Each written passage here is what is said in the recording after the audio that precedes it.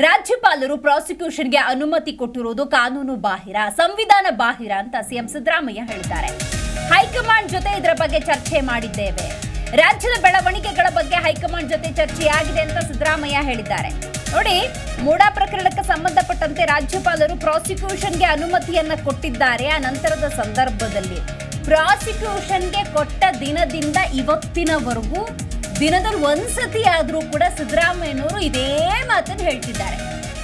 ರಾಜ್ಯಪಾಲರ ಪ್ರಾಸಿಕ್ಯೂಷನ್ ನಿರ್ಧಾರ ಇದೆಯಲ್ಲ, ಅದು ಸಂವಿಧಾನ ಬಾಹಿರ ಅಂತ ಪದೇ ಪದೇ ಪುನರುಚ್ಚರಿಸುವಂತ ಕೆಲಸವನ್ನ ಮುಖ್ಯಮಂತ್ರಿಗಳು ಮಾಡ್ತಾ ಇದ್ದಾರೆ. ಇನ್ನು ಮೂಡಾ ಪ್ರಕರಣದಲ್ಲಿ ಬಿಜೆಪಿಗರು ಪಾದಯಾತ್ರೆಯನ್ನ ಮಾಡಿದ್ದು, ಅದಕ್ಕೆ ಸಂಬಂಧಪಟ್ಟ ಹಾಗೆ ನಾವು ಅದನ್ನು ರಾಜಕಾರಣವಾಗಿ ಎದುರಿಸಿದ್ದೇವೆ ಅನ್ನುವಂಥ ಸ್ಪಷ್ಟನೆಯನ್ನ ಕೊಟ್ಟಿದ್ದಾರೆ. ರಾಜ್ಯಪಾಲರು ಪ್ರಾಸಿಕ್ಯೂಷನ್ಗೆ ಅನುಮತಿ ಕೊಟ್ಟಿರೋದನ್ನ ಕರ್ನಾಟಕ ಕಾಂಗ್ರೆಸ್ ಒಪ್ಪಿಕೊಳ್ಳಿಲ್ಲ. ಸಿಎಂ ಸಿದ್ದರಾಮಯ್ಯನವರು ಇದನ್ನ ಸಂವಿಧಾನ ಬಾಹಿರ ಅಂತ ಕರೆದಿದ್ದಾರೆ. ಇದರ ನಡುವೆ ಕಾನೂನಾತ್ಮಕವಾಗೂ ಕೂಡ ನೋಡಬೇಕಾಗುತ್ತೆ. ನೋಡಿ, ಕ್ಯಾಬಿನೆಟ್ನಲ್ಲಿ ಖಂಡನ ನಿರ್ಣಯವನ್ನ ಮಂಡಿಸಲಾಗಿದೆ. ರಾಜ್ಯಪಾಲರ ನಡೆಯ ಕುರಿತಂತೆ ಕಾಂಗ್ರೆಸ್ ನಾಯಕರು ಅಸಮಾಧಾನವನ್ನ ಹೊರಹಾಕಿದ್ದಾರೆ. ಇನ್ನು ಬಹಳ ಮುಖ್ಯವಾಗಿ ನಿನ್ನೆಲ್ಲ ಮೊನ್ನೆ ಸಿದ್ದರಾಮಯ್ಯನವರು ಒಂದು ಮಾತನ್ನ ಹೇಳ್ತಾ ಇದ್ರು, ಈ ಬಿಜೆಪಿ ಏನಿದೆ ದಲಿತರನ್ನ ಬಳಕೆ ಮಾಡಿ ಬಿಸಾಡಿ ಬಿಡುತ್ತೆ ಅಂತ. ರಾಜ್ಯಪಾಲರ ಸಮುದಾಯದ ಬಗ್ಗೆ ಕೂಡ ಕಾನೂನಿನ ಬಗ್ಗೆ ಅರಿವಿರುವಂಥ ಸಿದ್ದರಾಮಯ್ಯನವರು ಉಲ್ಲೇಖ ಮಾಡಿದ್ರು. ಆದರೆ ರಾಜ್ಯಪಾಲ ತಾವತ್ ಚಂದ್ ಗೆಹ್ಲೋಟ್, ರಾಜ್ಯದ ಪ್ರಥಮ ಪ್ರಜೆ ಅಂತ ಕರೆಸ್ಕೊಳ್ಳೋ ಇವರು ದಲಿತರು, ಇವರನ್ನ ಬಳಕೆ ಮಾಡಿಕೊಂಡು ನಮ್ಮನ್ನು ಹತ್ತಿಕ್ಕುವಂಥ ಕೆಲಸವನ್ನ ಕೇಂದ್ರ ಬಿಜೆಪಿ ಮಾಡ್ತಾ ಇದೆ.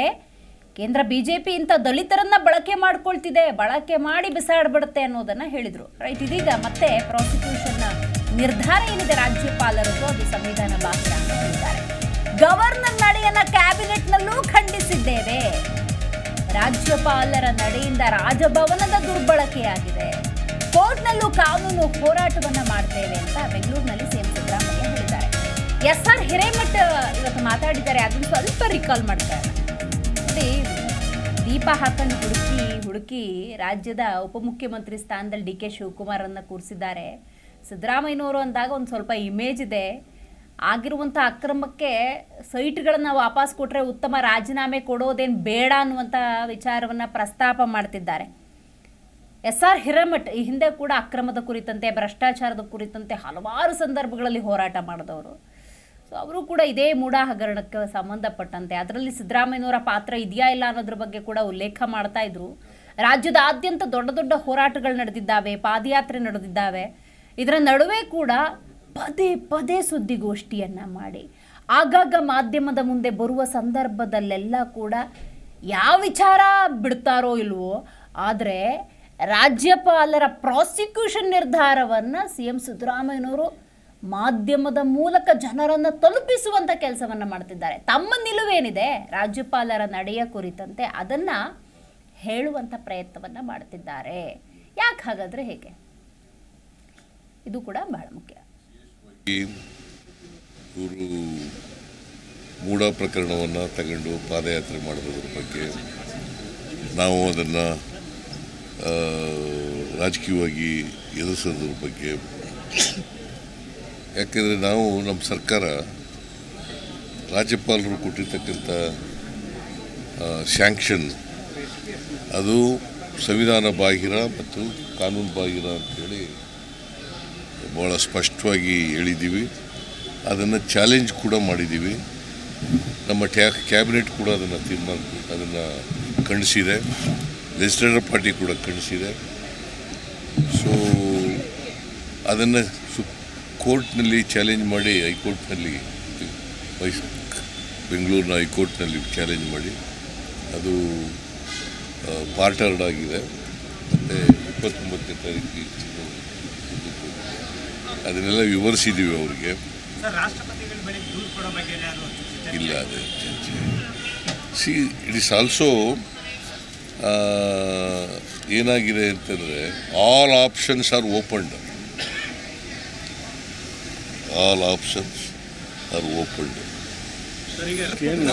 ಈಗ 6 ಬಿಲ್ಗಳನ್ನು ವಾಪಸ್ ಕಳಿಸಿದ್ದಾರೆ. ಮತ್ತೆ ನಾವು ಅದನ್ನು ಸರ್ಕಾರ ಕ್ಯಾಬಿನೆಟ್ನಲ್ಲಿ ಚರ್ಚೆ ಮಾಡಿ ಏನು ಮಾಡಬೇಕು ಅಂತ ಮುಂದಿನ ರಾಜ್ಯಪಾಲರು ಕೊಟ್ಟಿರ್ತಕ್ಕಂಥ ಸ್ಯಾಂಕ್ಷನ್ ಅದು ಸಂವಿಧಾನ ಬಾಹಿರ ಮತ್ತು ಕಾನೂನು ಬಾಹಿರ ಅಂತೇಳಿ ಭಾಳ ಸ್ಪಷ್ಟವಾಗಿ ಹೇಳಿದ್ದೀವಿ. ಅದನ್ನು ಚಾಲೆಂಜ್ ಕೂಡ ಮಾಡಿದ್ದೀವಿ. ನಮ್ಮ ಕ್ಯಾಬಿನೆಟ್ ಕೂಡ ಅದನ್ನು ಖಂಡಿಸಿದೆ. ಲೆಜಿಸ್ಲೇಟಿವ್ ಪಾರ್ಟಿ ಕೂಡ ಖಂಡಿಸಿದೆ.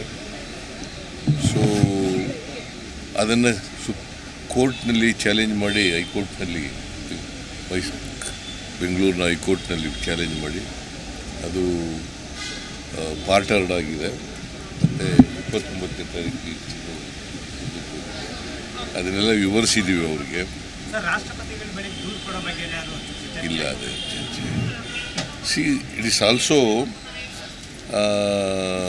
ಏನಾಗಿದೆ ಅಂತಂದರೆ all options are opened. All options are opened.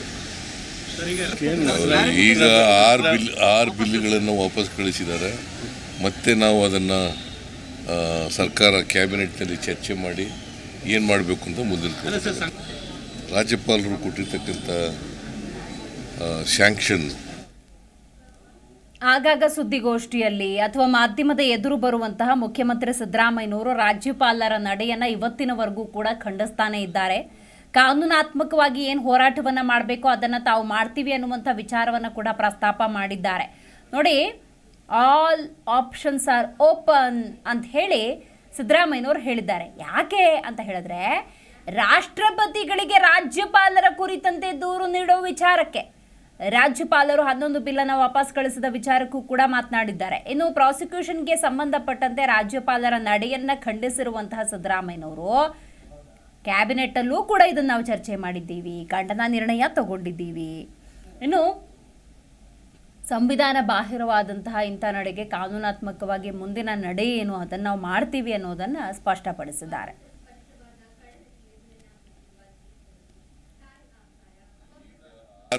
ಆರು ಬಿಲ್ಗಳನ್ನು ವಾಪಸ್ ಕಳಿಸಿದ್ದಾರೆ. ಮತ್ತೆ ನಾವು ಅದನ್ನು ಸರ್ಕಾರ ಕ್ಯಾಬಿನೆಟ್ನಲ್ಲಿ ಚರ್ಚೆ ಮಾಡಿ ಏನು ಮಾಡಬೇಕು ಅಂತ ಮುಂದಿನ ರಾಜ್ಯಪಾಲರು ಕೊಟ್ಟಿರ್ತಕ್ಕಂಥ ಸ್ಯಾಂಕ್ಷನ್ ಅದು ಸಂವಿಧಾನ ಬಾಹಿರ ಮತ್ತು ಕಾನೂನು ಬಾಹಿರ ಅಂತೇಳಿ. ಜಿ ಕನ್ನಡ ನ್ಯೂಸ್ ಈಗ ನಿಮ್ಮ ಮನೆಯಲ್ಲೇ ನೋಡಿ. ಎಲ್ಲ ಕೇಬಲ್ಗಳಲ್ಲಿ ಈಗ ಲಭ್ಯ. ನಿಮ್ಮ ನೆಚ್ಚಿನ ಜಿ ಕನ್ನಡ ನ್ಯೂಸ್ ಈಗ ಸನ್ ಡೈರೆಕ್ಟ್ ನಲ್ಲಿ number 292, Tata play number 1664, Jio TV number 1334, NXT digital number 30, in cable number 30, city networks 51, U digital number 162, GTPL number 17, Rockline telecommunications number 42, Shri Basaveshwara cable number 168, rural cable network 60, Vinayaka digital 57, Abhishek cable 821, city channel 53, Siddeshwara cable network 57, V4 digital Infotech 628, Surya digital networks 53, Gajanan digital number 836, Malnad Infotech Private Limited number 56, Metrocast number 830, Victory Digital number 167ರಲ್ಲಿ ನೋಡಿ ಆನಂದಿಸಿ.